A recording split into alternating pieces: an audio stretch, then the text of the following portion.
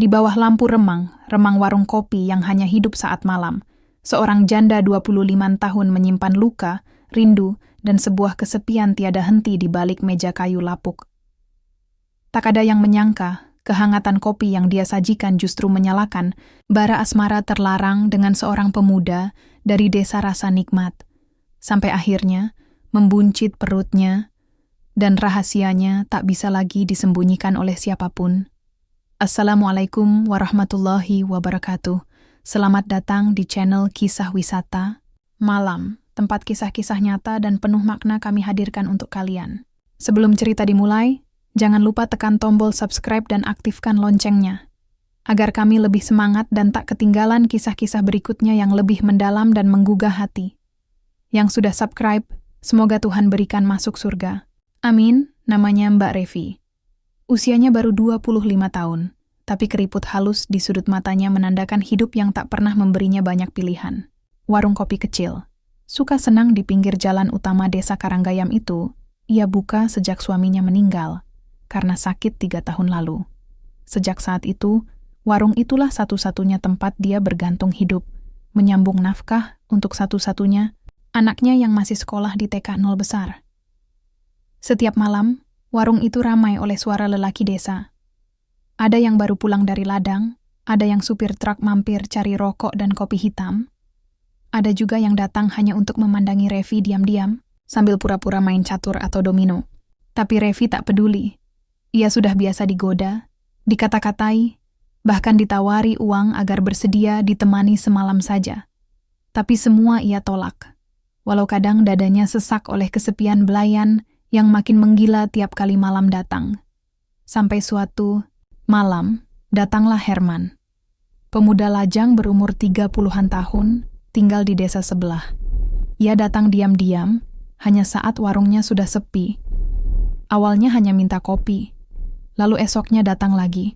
Lama-lama mereka ngobrol, tertawa kecil, dan Revi merasa, untuk pertama kalinya sejak lama, ada yang melihatnya bukan sebagai janda penggoda, tapi sebagai perempuan biasa yang butuh didengarkan. Herman pemuda lelaki tampan. Tapi tutur katanya, lembut, tangannya hangat saat tanpa sengaja menyentuh punggung tangan Revi waktu membayar kopi.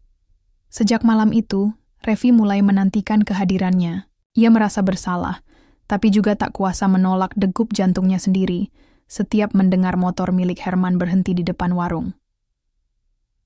Hujan turun deras malam itu. Warung hampir tutup ketika Herman datang dengan jaket basah kuyup. Revi tak tega, melihatnya menggigil. Ia persilakan masuk ke ruang belakang tempat ia biasa beristirahat. "Nggak apa-apa kok, cuma numpang neduh bentar," kata Herman.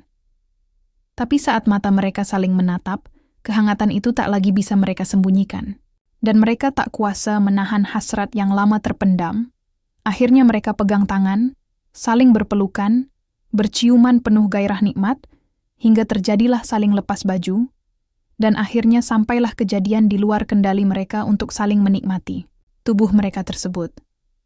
Dosa itu pun terjadi di balik tirai tipis warung, diiringi suara hujan yang semakin butuh kehangatan kedua insan di dalam warung sederhana ini.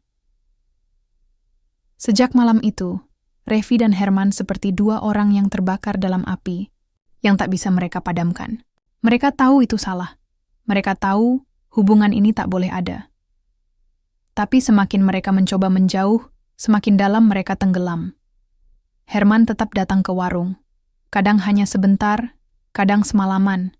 Dan setiap kali mereka bersama, rasa bersalah mereka dikalahkan oleh rindu yang tak terucap.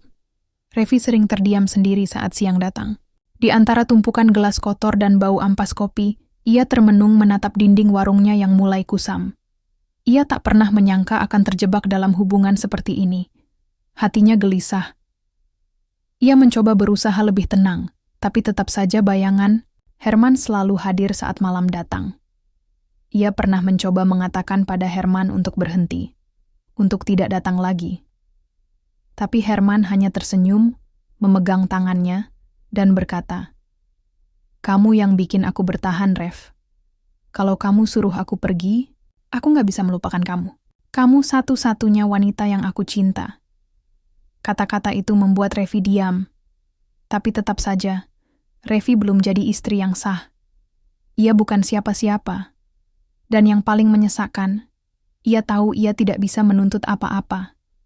Herman belum miliknya, seberapa sering pun mereka tidur dalam pelukan yang sama, bulan demi bulan berlalu. Revi mulai merasa tubuhnya berubah. Ia cepat lelah, sering mual saat pagi hari, dan merasa perutnya aneh. Awalnya ia menyangkal. Ia pikir hanya masuk angin, atau mungkin kecapekan. Tapi saat bulan kelima datang tanpa darah haid, Revi mulai panik. Ia pergi diam-diam ke bidan desa, hanya membawa uang pas-pasan. Sang bidan, setelah memeriksa, menatap Revi lama dan berkata pelan, "Ibu hamil, sudah masuk minggu ke-9.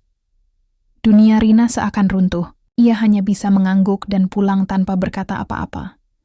Malam itu ia menunggu Herman datang, tapi lelaki itu tak muncul. 2 malam berturut-turut, warungnya sepi, dan ia makin gelisah. Hari ketiga, barulah suara motor itu terdengar lagi. Herman masuk dengan senyum biasa, tapi wajah Revi sudah penuh air mata. "Aku hamil," katanya lirih. Herman terdiam. Senyumnya lenyap. Ia hanya menatap wajah Revi dengan sorot tak terbaca, sebelum akhirnya duduk lemas di bangku sudut warung. "Kamu yakin?" tanyanya pelan. Revi mengangguk. Suara hatinya remuk. Ia berharap Revi akan memeluknya, mengatakan bahwa semuanya akan baik-baik saja. Tapi yang ia dapat hanyalah diam, sunyi, dan rasa dingin yang menggigit lebih tajam dari malam manapun. "Revi, ini berat," kata Herman setelah lama hening. "Aku nggak bisa ninggalin adik-adik aku yang masih aku tanggeng, Rev." "Aku nggak minta kau ninggalin siapa-siapa," jawab Revi dengan suara gemetar. "Tapi anak ini, anakmu." Herman menunduk. "Kita cari cara ya. Aku bantu sebisa aku. Tapi jangan bilang siapa-siapa dulu. Kasihan keluargaku." Kata-kata itu seperti pisau di dada Revi. Ia merasa dijadikan rahasia, dibungkam, disembunyikan seolah ya aib. Tapi ia tahu, ia tak punya pilihan. Ia sudah terlalu jauh tenggelam. Ia tak bisa kembali ke masa sebelum semuanya terjadi. Hari-hari berikutnya menjadi neraka kecil bagi Revi. Perutnya mulai membuncit, dan orang-orang di desa mulai melirik dengan tatapan berbeda. Tetangga yang dulu suka mampir untuk beli kopi, kini mulai jarang muncul. Ibu-ibu di depan rumah tak lagi menyapanya hangat. Bahkan anak-anak kecil pun dilarang main dekat warungnya. Revi tahu, bisik-bisik itu sudah mulai menyebar.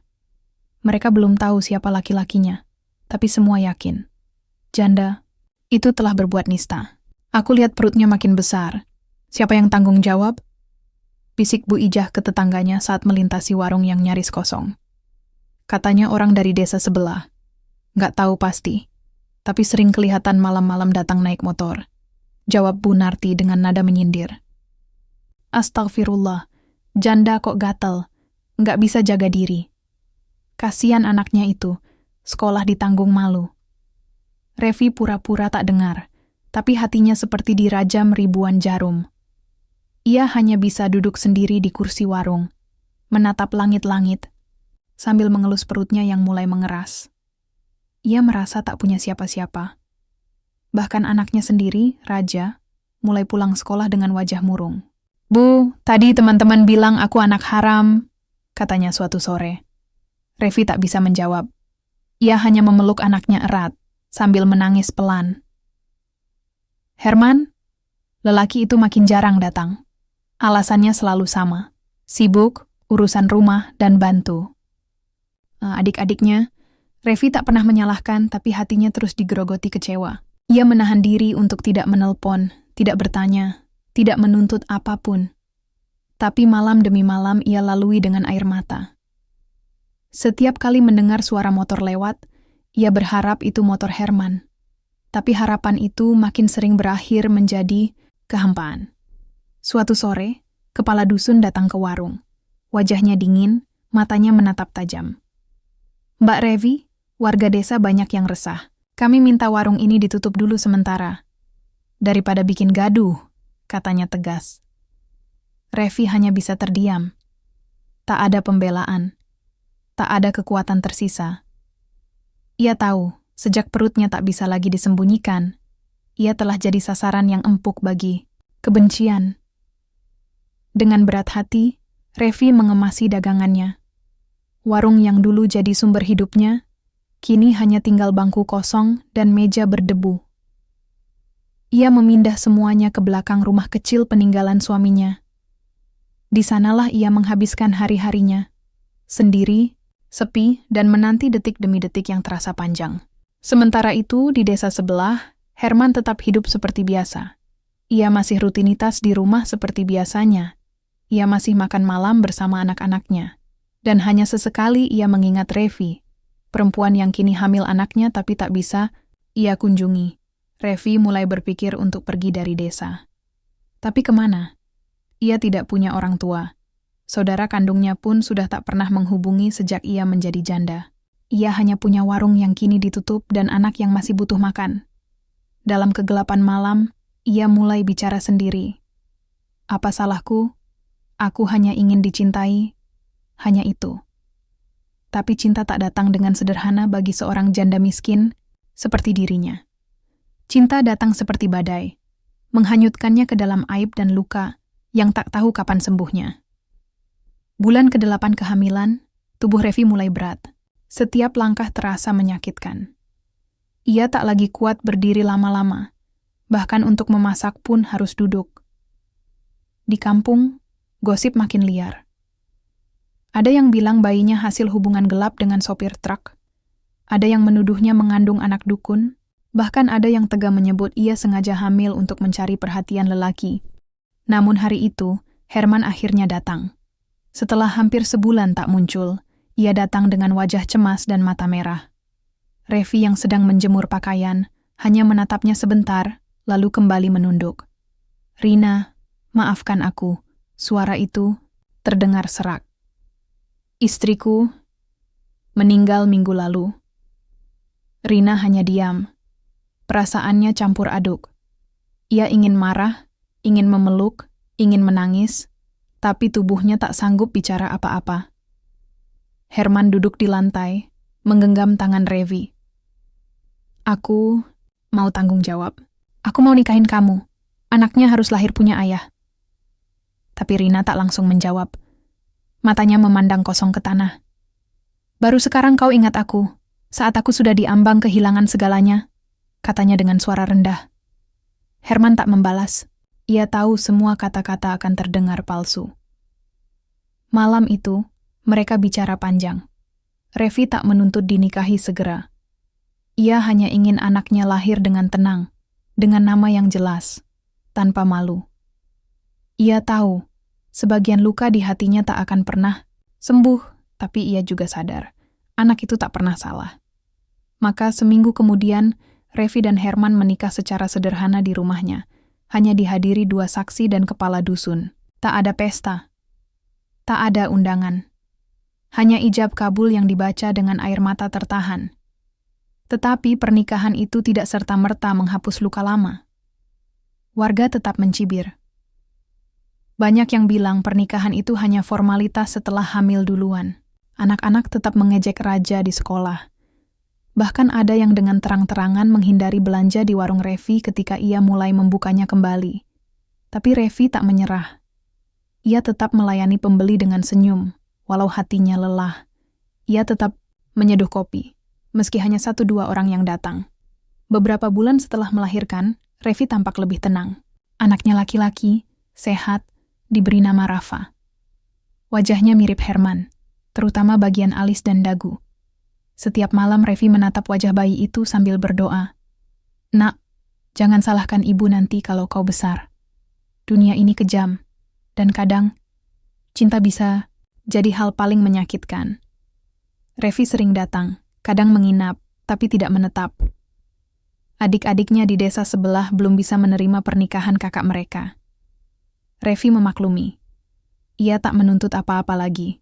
Cukup anaknya sehat, cukup mereka bisa makan, cukup ia masih bisa menghirup udara dan bangun tiap pagi. Tahun demi tahun berlalu. Warung Revi kembali ramai, pelan-pelan. Warga mulai lunak, terutama setelah melihat sendiri bagaimana Revi bekerja keras, mengasuh anak, dan tetap bersikap sopan. Ia tak pernah lagi bicara soal cinta. Tidak seperti dulu. Cinta, baginya kini adalah mengantar anak ke sekolah dengan senyum, menyeduh kopi dengan tulus, dan memaafkan luka-luka yang tak bisa dihapus. Dan suatu sore, ketika langit desa Karanggayam mulai terbenam, Raja bertanya, "Bu, Rafa itu adikku kan? Tapi kenapa orang dulu bilang dia anak haram?" Revi tersenyum pelan, menatap anak sulungnya dengan mata berkaca-kaca. "Karena dulu ibu pernah salah langkah. Tapi ibu berjanji, kalian gak akan tumbuh dalam kebohongan." Raja mengangguk, lalu memeluk ibunya erat. Di pelukannya, Revi merasa untuk pertama kalinya, ia telah dimaafkan oleh kehidupan. Itulah kisah Revi, janda penjaga warung yang hatinya diuji oleh cinta, kesepian, dan keputusan yang tak mudah. Kadang hidup memang tak adil, tapi selalu ada cahaya kecil bagi mereka yang bertahan, meski hanya dari pelukan anak sendiri. Semoga kisah ini menjadi pelajaran, bahwa cinta bukan hanya tentang siapa yang membuat kita bahagia, tapi juga tentang siapa yang tetap kita perjuangkan meski dunia menolak. Kalau kamu suka cerita ini, jangan lupa tekan subscribe, nyalakan lonceng notifikasi, dan bagikan ke temanmu agar kisah ini bisa jadi pelajaran bersama. Sampai jumpa di cerita selanjutnya.